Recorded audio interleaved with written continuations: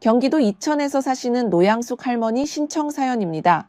사연 들어보시고 할머니에게 조언 한 말씀 부탁드립니다. 양숙 씨는 화가 난 상태에서 전화를 끊고 며느리의 행동에 분노했습니다. 그녀는 며느리에게 다시 전화를 걸어 말했습니다. 애미야, 방금 내가 한 말은 너무 지나치다고 생각하지 않니? 나는 네 시어머니이자 어른인데 내 아들의 집에 올 때마다 허락을 받아야 한다고 생각하는 거야? 어머님, 저희도 이제 결혼해서 자립적인 가정을 이루고 있어요. 저희 집은 엄연히 독립된 공간입니다. 이렇게 각자의 입장을 확고히 표현하면서 두 사람 사이의 오해와 갈등이 더욱 명확해졌습니다. 며느리가 시어머니에게 말했습니다. 어머님, 미리 연락하시는 게 그렇게 어려운 일인가요? 왜 이렇게 갑작스럽게 방문하시는 거죠? 양숙 씨는 반박했습니다. 내가 정말 미쳤구나. 어떻게 시어머니에게 이런 식으로 말할 수 있니? 네가 내가 누군지 아직도 모르는 거야? 난 네 남편의 어머니야. 이런 식으로 대도 되는 거니?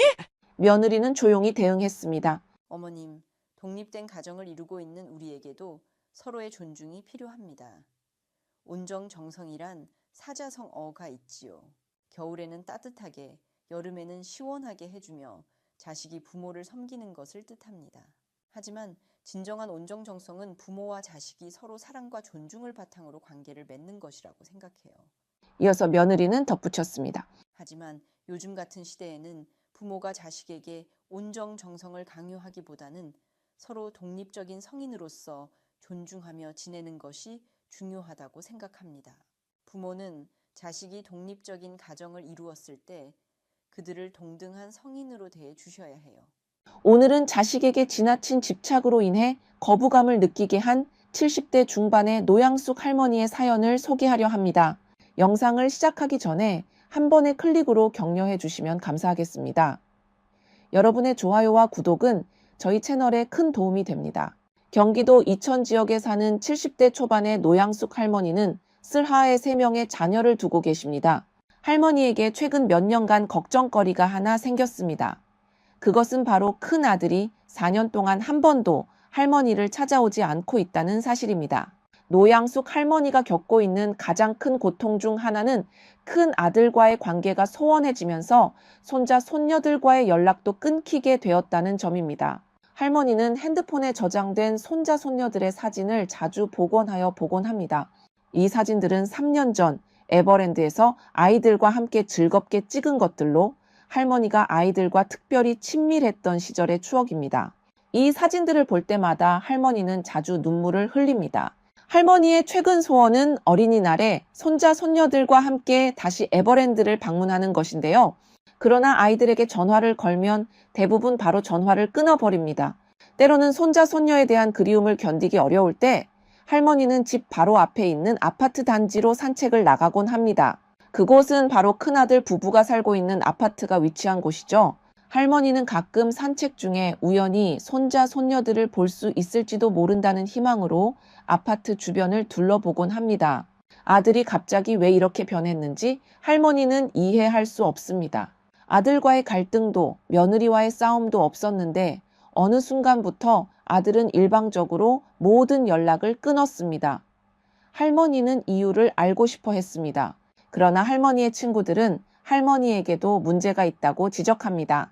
할머니는 종종 자신이 서운하다고 느낀 일들을 오랜 시간 동안 쌓아두었다가 한꺼번에 터뜨리곤 했습니다. 이런 상황이 반복되면서 아들과 며느리는 그 모든 것을 감내해야만 했습니다.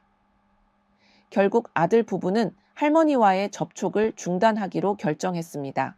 이 모든 것을 겪은 후 할머니는 마침내 용기를 내어 3년째 왕래가 끊긴 아들과 며느리의 집을 찾아갔습니다. 할머니는 아들 부부의 집에 들어가 화해를 제안하며 모든 것을 용서하고 화목하게 살자고 말했습니다. 그러나 30분 만에 할머니는 집 밖으로 울면서 뛰쳐나왔습니다. 아들 부부는 더 이상 할 말이 없다며 할머니에게 집을 나가라고 했습니다. 할머니는 깊은 슬픔과 좌절감을 느꼈습니다. 자신이 키운 아들에게서 문전박대를 당하고 며느리에게까지 자존심을 꺾고 용서를 구했지만 받은 대답은 더 이상 어머님과 마주치고 싶지 않아요. 한 번 더 집에 오시면 경찰을 부를 거니까 그렇게 알아두세요. 였습니다. 이 상황은 할머니에게 매우 비참하게 느껴졌습니다. 할머니는 눈물을 흘리며 자신을 탓하는 말을 했습니다. 어떻게 눈물이 안 나오겠습니까? 나쁜 놈, 나쁜 자식, 나쁜 아들. 어떻게 엄마의 가슴을 이렇게 찢을 수 있니?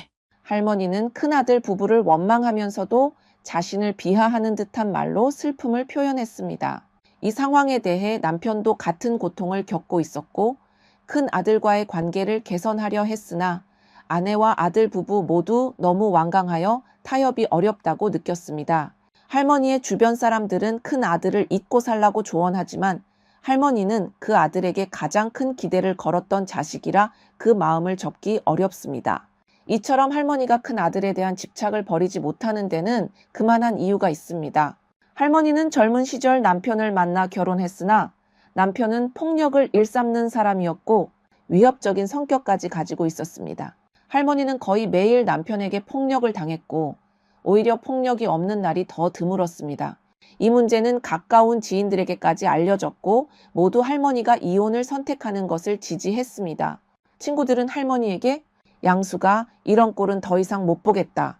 당장 이혼하고 자식들을 남편에게 맡기고 다른 남자를 만나서 다시 시집가라고 조언했습니다. 그러나 할머니는 자식들을 생각하며 이혼을 결정하지 못했습니다. 아이들을 남편에게 맡길 경우 자신이 겪은 폭력을 아이들도 겪을 가능성이 높았기 때문입니다. 할머니는 아이들이 그러한 환경에서 자랄 경우 폭력적인 성향이 세대를 거듭해 되풀이될 것을 우려했습니다. 노양숙 할머니는 다짐했어요. 애들 아빠에게 애들을 맡기면 애들도 지 아빠처럼 클 거야. 나 혼자서라도 아이들을 제대로 키워야지. 나 혼자 쓰러지고 부서져도 내가 혼자 키울 거야. 이렇게 결심한 할머니는 20년 동안 홀로 남매를 키우며 모든 어려움을 견뎌냈습니다. 그 후 할머니는 재혼을 하여 새로운 배우자와 함께 3남매를 모두 결혼시키고 부모로서 최선을 다해 그들을 지원했습니다. 할머니는 경제적으로 어려운 시절도 겪었지만 아들 네 부부와 가까이 살고자 무리하게 이사를 결정했습니다. 그 노력의 끝에 할머니는 손자 손녀의 재롱을 보며 모든 힘든 시간이 씻은 듯 사라졌습니다. 이렇게 할머니는 행복한 시간을 보내며 맞벌이를 하는 아들 부부를 위해 오후에 손자 손녀를 돌보기로 했습니다. 아들의 부부는 매달 수고비를 드리며 할머니에게 감사의 마음을 표현했습니다. 하지만 가까이 살면서 발생하는 크고 작은 갈등들이 쌓여 할머니와 며느리 사이에 균열이 생겼습니다. 이 갈등은 3년 전부터 더욱 심화되었습니다.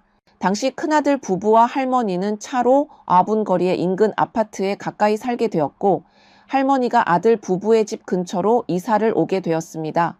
어느 날 할머니는 아들 부부가 없는 상태에서 아들의 집에 자신의 친구들을 초대했습니다.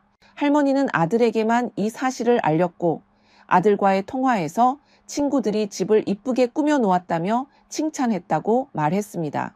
이에 할머니는 기분이 좋아졌고 아들에게 고마움을 표현했습니다.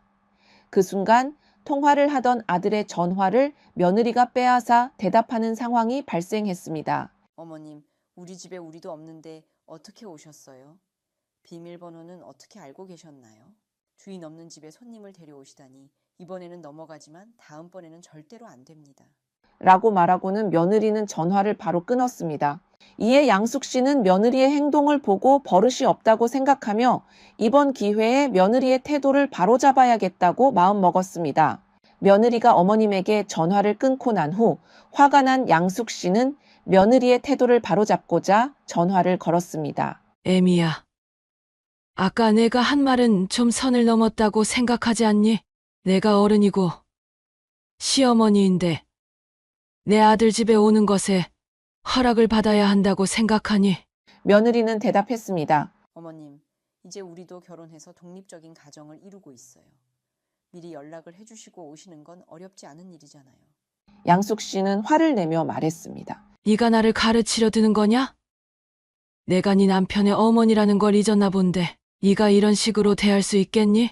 그리고는 양숙 씨가 만든 반찬을 남겼다는 것에 대해서도 언급했습니다. 며느리는 답했습니다. 저도 사람이에요. 매번 이런 식으로 감정이 폭발하면 저도 견디기 힘들어요. 이러한 대화가 계속되었습니다. 노양숙 할머니가 겪은 결정적인 사건은 손자 손녀를 돌보는 것과 관련이 있었습니다. 손자, 손녀들이 집안을 지나치게 어지럽혔고 할머니는 아이들이 잘못했을 때 올바르게 지도하고 싶어 했습니다. 그래서 아이들이 질서 없이 행동하거나 식사를 거부할 때 엄하게 꾸짖었고 듣지 않을 때는 회초리를 사용하기도 했습니다. 이로 인해 할머니는 손자, 손녀를 돌보는 일이 점점 부담이 되었고 결국 건강까지 악화되었습니다. 할머니가 병원에서 치료를 받아야 해서 한동안 손자, 손녀들을 돌볼 수 없었습니다. 이에 아들이 화를 내며 할머니에게 전화를 걸었습니다. 어머니가 우리 아이들의 할머니가 맞나요? 아이들을 볼모로 삼아서 봐주겠다, 안 봐주겠다 하시는데 이러쿵저러쿵 나한테 어떻게 하라는 거예요? 저도 더 이상 어머니 장단 맞추는 거 힘들어서 못하겠어요. 지금 내가 아파서 그런 건데 한 달 전부터 아팠어. 정말 듣기 싫습니다. 이제 우리는 어머니에게 의지하지 않고 우리 스스로 살겠습니다. 아들이 마지막으로 한 말로 인해 할머니와 아들 부부 사이의 왕래가 끊어졌습니다. 할머니와 며느리 사이에 충돌이 일어난 또 다른 이유가 있었습니다. 할머니와 며느리 사이에 불화가 시작된 건 할머니가 오랫동안 써온 일기를 바탕으로 한 책을 출판했을 때였습니다. 노년의 책을 출판하는 것 자체가 드문 일인데 할머니의 큰 아들은 이를 자랑스럽게 여겼습니다. 하지만 문제는 책에 며느리에 대한 부정적인 내용이 포함되어 있었다는 점입니다. 책에는 며느리가 부잣집 출신도 외모가 예쁜 것도 내조를 잘하는 것도 아니지만 아들이 선택했으니 받아들였다는 내용이 있었습니다. 이 내용이 며느리에게 알려지자 아들이 먼저 화를 내며 할머니에게 비판했습니다. 이렇게 쓰면 제가 보지 않을 것 같았어요? 다른 사람의 감정도 생각해주세요. 이런 말은 일기장에만 남겨두세요. 왜 불필요하게 책을 출판해 상황을 악화시키고 저를 창피하게 만드세요? 이 사건이 할머니와 며느리 사이의 균열을 더욱 심화시켰습니다. 며느리와의 관계가 단순히 한순간의 감정 때문에 아니라 여러 사건들이 쌓여 결국 관계가 끊어지는 결정적인 계기가 되었습니다. 노양숙 할머니는 주로 남편과 함께 일주일에 한두 번 술을 마십니다. 경제적으로는 점점 안정되어 가고 있음에도 불구하고 아들 부부와의 관계 단절로 인한 허전함은 쉽게 해소되지 않습니다. 이로 인해 할머니는 술을 찾게 되며 남편과의 술자리는 즐겁게 시작되지만 할머니는 술에 취하면서 큰 아들에 대한 그리움과 속상함을 감추지 못합니다. 이런 감정은 술주정으로 이어지고 술에 취한 할머니가 아들에게 전화를 시도하지만 받을 수 없다는 음성 메시지만 듣게 됩니다. 이러한 상황들이 모여 할머니와 며느리 사이에 큰 균열을 만들었습니다. 할머니는 아들이 일부러 자신의 전화를 받지 않는다고 느끼며 그로 인한 서운함에 주정을 부립니다. 내가 어떻게 너를 키웠는데 어떻게 나한테 이렇게 할 수 있니? 내가 먹고 싶은 게 있어도 먹지 못하고 옷도 제대로 사서 입지 못하며 누구를 위해 살았다고 생각해? 학비는 누가 내고 결혼은 누가 시켜줬어? 바로 엄마. 니네 엄마가 다 했단다. 이 불효자야. 하고 말합니다. 다음 날 평소처럼 일과를 마친 할머니는 집에 돌아와 남편과 차를 마실 때 아들에게서 전화가 옵니다. 아들의 목소리는 차갑고 단호했습니다. 전화했어요? 그래, 내가 했다. 이제 와서 내가 너희 부부에게 얼마나 나쁜 짓을 했기에 이렇게까지 전화도 차단하고 해? 내가 얼마나 너에게 애원했는데. 이제 와서 이런 태도로 화해를 제안하시는 거예요? 어머니는 저희와 화해하려는 의도가 있었어요? 저는 정말 노력했어요. 하지만 어머니가 말씀하시는 나는 노력했다, 화해하자고 말하시는 건 어머니 마음 편하려고 하시는 거잖아요. 너는 내 사과를 진심으로 받아준 적 있니? 이게 벌써 몇 년째야. 겸손해져. 너 아무리 대단하다고 해도 너 내 자식이야. 네가 무슨 대단한 존재인 줄 알아? 이제 더 이상 연락하지 마세요. 더 이상 찾아오셔서 소란 피우시면 경찰을 부를 겁니다.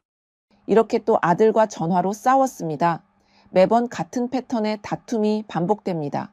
할머니는 정말로 화해하고 싶은 마음이지만 아들의 목소리를 듣기만 하면 화를 참을 수 없었습니다. 술에 취해 감정이 앞서는 것도 문제였죠. 노양숙 할머니는 어떻게 하면 좋을까요? 제가 봤을 때는 할머니가 아들에게 많은 부분을 투자하셔서 약간의 보상 심리가 있다고 보여지는데요. 저에게 말씀하시지 않은 이야기가 더 있을 것 같지만 저에게 제보온 내용은 여기까지네요. 여러분이시라면 어떤 조언을 해드릴 수 있을까요? 가족이 다시 한 자리에 모일 수 있는 날이 오기를 바라며 여러분의 소중한 의견을 기다립니다.